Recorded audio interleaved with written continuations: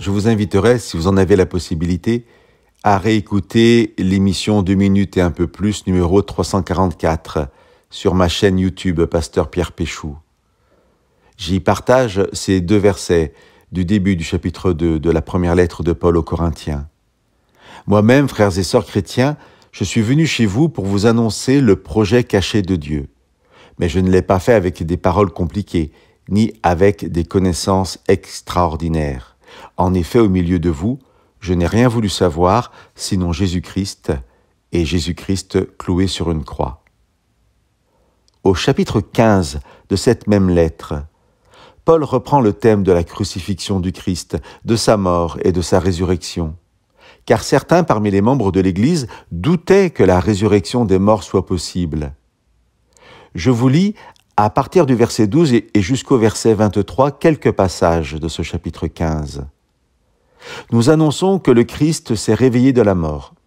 Pourtant, parmi vous, certains disent « Les morts ne se relèveront plus ». Comment peuvent-ils dire cela? Si les morts ne se relèvent plus, le Christ non plus ne s'est pas réveillé de la mort.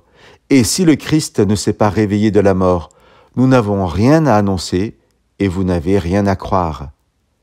Si nous avons mis notre espérance dans le Christ pour cette vie seulement, nous sommes les plus malheureux de tous. Mais en réalité, le Christ s'est réveillé du milieu des morts.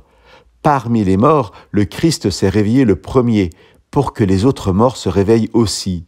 Le Christ, le premier, s'est déjà réveillé de la mort. Ensuite, ceux qui sont au Christ se réveilleront quand il viendra.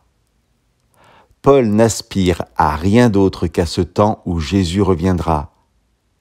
Paul sera réuni avec lui, et nous aussi nous pourrons voir Dieu face à face, sur une terre régénérée, sans mort ni souffrance. Là est l'espérance et la joie du chrétien.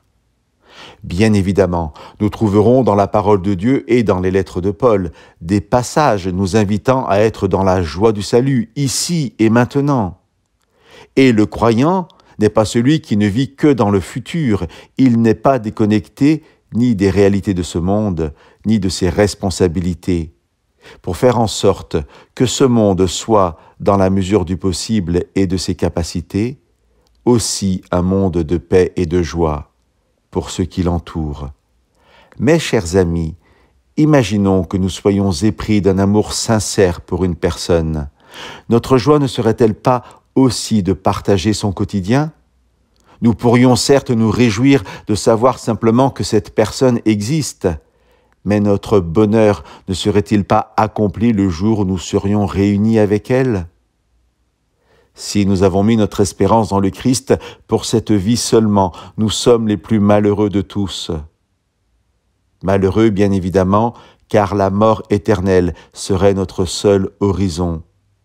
Mais malheureux aussi, car pour l'éternité, séparés de Dieu et de son amour.